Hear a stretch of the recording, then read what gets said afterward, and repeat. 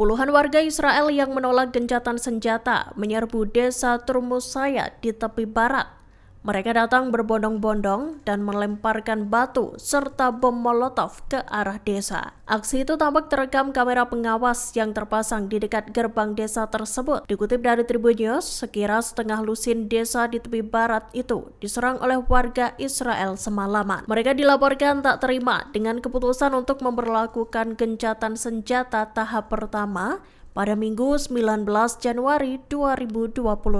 Sebagian besar dari mereka terlihat mengenakan jaket dan penutup wajah. Sementara itu, pemukim ilegal Israel dikabarkan menyerang kota Sinjil di utara Ramallah pada Minggu malam. Dilaporkan, serangan itu ditujukan untuk mengganggu perayaan gencatan senjata di jalur Gaza. Saksi mata menyatakan, para pemukim Israel membakar 4 kendaraan warga Palestina dan melemparkan batu ke rumah-rumah. Presiden terpilih Amerika Serikat Donald Trump dikabarkan berencana merelokasi sebagian penduduk Gaza ke Indonesia. Seorang pejabat Amerika menyatakan rencana itu disampaikan oleh utusan Trump untuk Timur Tengah Steve Witkoff pada Minggu 19 Januari 2025. Dikutip dari The Jerusalem Post, Witkoff menyatakan bahwa relokasi itu akan dilakukan saat pembangunan kembali Gaza. Dilaporkan, Witkoff juga mempertimbangkan untuk mengunjungi Palestina. Ia ingin melihat sendiri situasi di Gaza pasca perang dengan Israel. Seiring dengan kabar itu, media Israel Ynet menyatakan bahwa ide pemindahan tersebut merupakan hal yang kontroversial bagi warga Palestina. Pasalnya, mereka mempertanyakan apakah warga Gaza bersedia untuk dipindahkan ke Indonesia. Tak sedikit yang meyakini bahwa relokasi tersebut menjadi langkah awal Israel untuk mengusir warga Gaza dari Palestina. Pemindahan warga Gaza ke tempat yang lain rupanya bukanlah usulan baru. Sebelumnya, Menteri Luar Negeri Israel Katz pernah mengusulkan agar para warga Gaza dipindah ke pulau buatan di kawasan Laut Mediterania. Ratusan truk yang mengangkut bantuan kemanusiaan langsung memasuki jalur Gaza. Lebih dari 550 truk bantuan dikerahkan melewati penyeberangan Rafah pada Minggu 19 Januari 2025, hari pertama gencatan senjata resmi diberlakukan. Dikutip dari Anadolu Agency, ratusan truk itu dikabarkan mengangkut bahan bakar, pasokan medis, bahan makanan, serta sayur dan buah-buahan. Seorang sumber di Kementerian Dalam Negeri Gaza menyatakan, berbagai upaya tengah dilakukan untuk memfasilitasi masuknya lebih banyak bantuan. Dilaporkan sejak Minggu pagi, 552 truk bantuan kemanusiaan telah memasuki Gaza melalui penyeberangan Rafah. Ratusan truk bantuan itu termasuk 242 untuk bagian utara jalur Gaza. Bantuan-bantuan itu akhirnya masuk ke jalur Gaza setelah gencatan senjata resmi diberlakukan. Seperti diketahui, Hamas dan Israel telah sepakat melangsungkan gencatan senjata tahap pertama selama 42 hari. Menteri Keuangan Israel Bezalel Smotrich mengancam bakal menggulingkan pemerintah jika tak menduduki jalur Gaza. Ancaman itu digaungkan tepat di hari berlangsungnya gencatan senjata tahap pertama di Gaza, Minggu 19 Januari 2025. Smotrich menyatakan perjanjian gencatan senjata tersebut merupakan kesalahan yang serius. Menurutnya, menyetujui kesepakatan itu sama saja menyerahkan diri pada Hamas. Dikutip dari Middle East Monitor, Smotrich mengatakan bahwa Israel harus menduduki Gaza. Untuk mengalahkan Hamas, Smotrich beranggapan bahwa Israel harus membentuk pemerintahan militer sementara. Ia lantas mengancam akan menggulingkan pemerintah Israel, terlebih jika Israel tak kembali berperang melawan militan Palestina. Selain itu, Smotrich juga menekankan agar Israel mengambil alih seluruh jalur Gaza dan pemerintahannya. Polisi Israel rupanya melakukan penggerebekan terhadap rumah-rumah para tahanan Palestina sebelum mereka dibebaskan.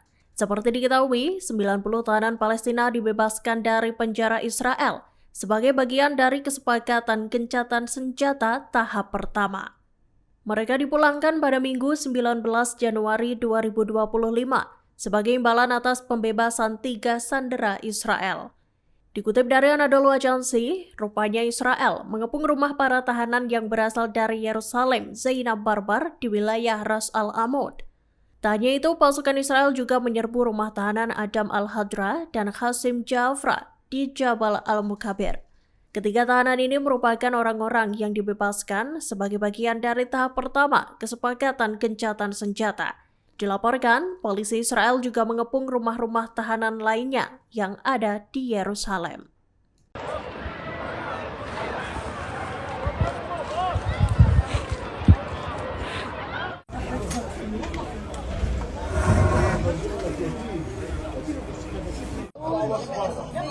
أقول لك الصحفي اللي جوا الدور اللي دخلوا جوا الدور هالصدقني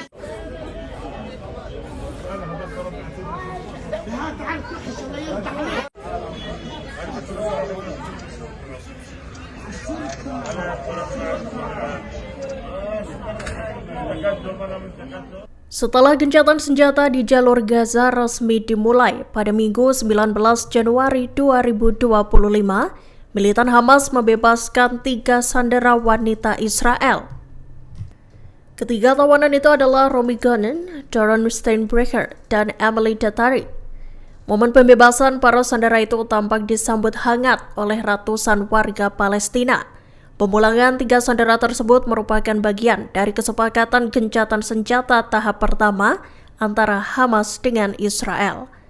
Dalam rekaman yang dibagikan Hamas, ketiga sandera itu terlihat lega dan bahagia lantaran akan kembali bertemu dengan keluarganya.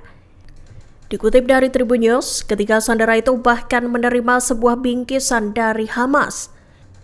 Kemudian mobil yang membawa para sandera itu tampak dikawal oleh militan Palestina tersebut.